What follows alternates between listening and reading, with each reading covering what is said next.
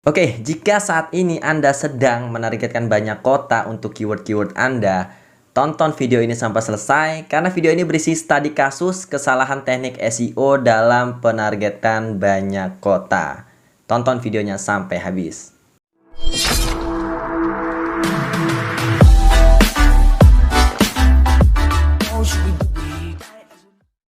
Bismillahirrahmanirrahim. Assalamualaikum warahmatullahi wabarakatuh. Balik lagi bersama saya Devri.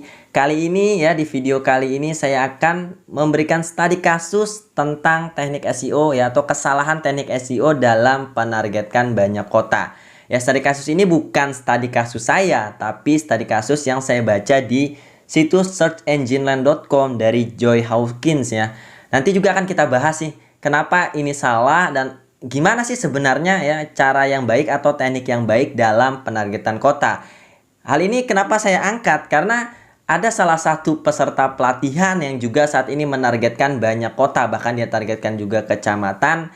Dan teknik inilah yang harus dipelajari, kesalahan-kesalahan seperti ini yang harus dia pelajari agar apa? Agar tidak melakukan kesalahan yang sama. Ini juga berlaku untuk Anda. Ketika Anda saat ini sedang menargetkan banyak kota, maka Anda wajib tonton video ini agar Anda tidak melakukan kesalahan yang sama. Oke, kita baca dulu ya. Situasinya adalah tahun lalu Sterling Sky ya bekerja dengan klien pengacara di Florida yang peringkatnya tidak terlalu baik untuk beberapa kata kunci utama yang mereka targetkan. Jadi kasusnya dari 1 tahun yang lalu gitu ya. Oke, sebelum bekerja dengan kami ya, firma hukum tersebut memiliki perusahaan lain yang menyiapkan lusinan halaman area layanan ya, yang menargetkan persyaratan disabilitas jaminan sosial. Jadi ini dalam bahasa Inggris tadi ya. Kalau diartikan adalah persyaratan disabilitas jaminan sosial. Oke, setiap halaman difokuskan pada satu kota atau area. Nah, ini ya pokok bahasan yang akan kita ambil, yaitu penargetkan kota atau wilayah. Tetapi tidak memberikan nilai nyata bagi pengguna yang mengunjungi halaman tersebut. Jadi semua kontennya banyak, kata kuncinya satu, menargetkan hanya kota-kota dan wilayah. Bedanya hanya penargetan kota dan wilayahnya saja. Misal, kalau misalkan saya gitu ya, misalkan saya targetkan kursus SEO Bogor, kursus SEO Jakarta, kursus SEO Bandung, seperti itu contohnya. Oke, masalahnya halaman-halaman tersebut memiliki ciri-ciri sebagai berikut. Nah, ini masalah menurut Joy ya, Mr. Joy. Oke, yang satu, konten yang sangat mirip. Ini catatan penting ya untuk Anda. Konten yang sangat mirip. Oke. Lokasi berfungsi sebagai perbedaan utama di sebagian besar halaman area layanan.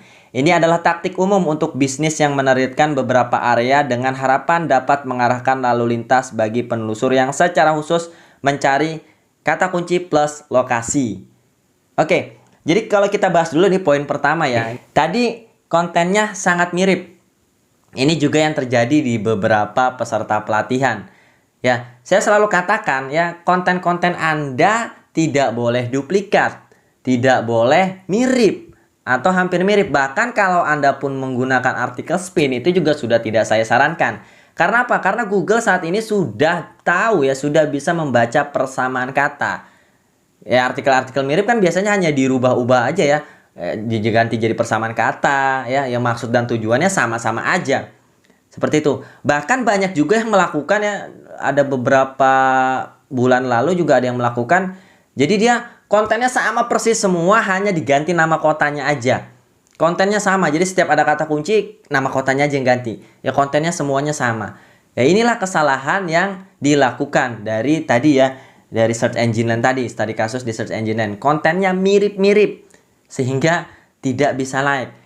Boleh nggak menargetkan kota seperti itu Mas Devri? Bolehkah menargetkan kata kunci yang sama dengan hanya berbeda kota aja? Seperti tadi ya, pakar SEO Bandung, pakar SEO Jakarta, pakar SEO di mana atau kursus SEO gitu ya. Boleh nggak sih? Boleh. Jawabannya boleh, tidak ada masalah dengan itu. Hanya saja kontennya harus orisinil. Kontennya tidak boleh duplikat. Kontennya tidak boleh sama persis. Itu ya. Kalau Anda berhasil dengan itu, maka selesai. Tidak masalah, tidak akan ada masalah. Mas, susah mas. Bagaimana cara saya menulis yang menawarkan satu produk yang sama, hanya beda kota, harus beda-beda. Ya Anda ambil dari sudut pandang yang berbeda. Anda ambil dari sudut pandang yang berbeda. Contoh nih, saya kasih Anda gambaran. Bagaimana sih saya mengambil sudut pandang yang berbeda. Contoh misalkan kursus SEO. Kursus SEO ini bisa diambil dari berbagai sudut pandang.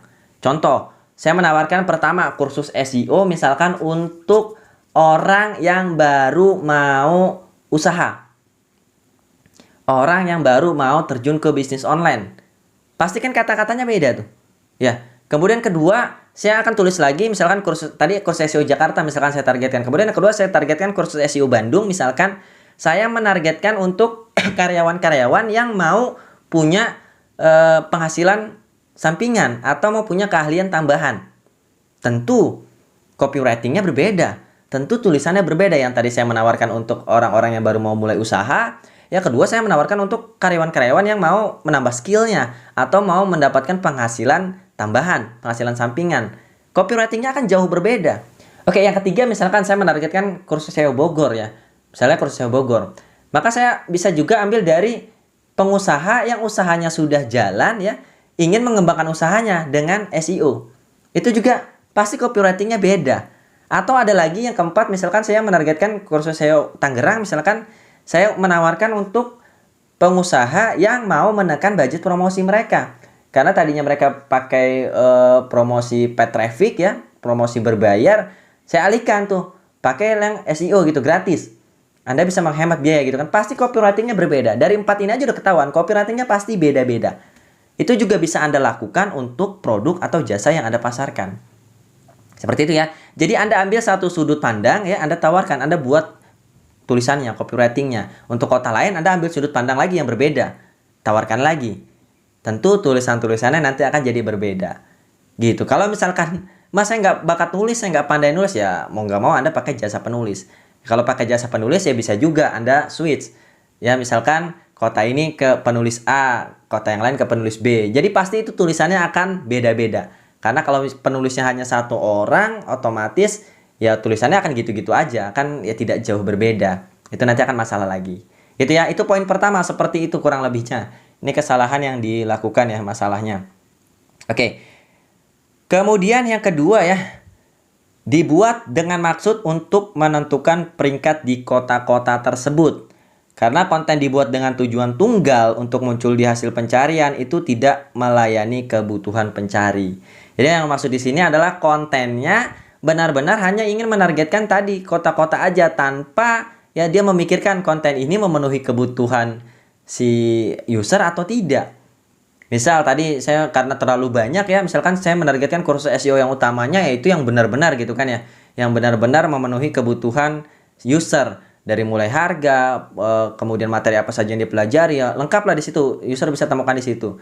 Kemudian saya targetkan lagi kursus SEO Bandung misalkan. Akhirnya saya hanya fokus di kursus SEO Bandungnya aja, tapi kontennya tidak memenuhi kebutuhan user.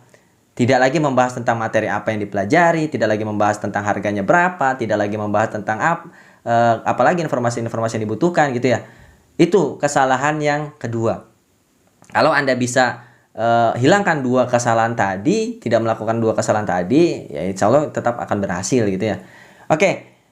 Kemudian kesalahan yang ketiga yang menurut tadi Joy Hawkins ya, tidak ada link. Halaman area layanan individu hampir tidak memiliki tautan masuk atau link masuk atau link internal ya, yang bisa kita sebutkan link internal. Sehingga hampir tidak ada cara bagi mesin pencari untuk menemukannya.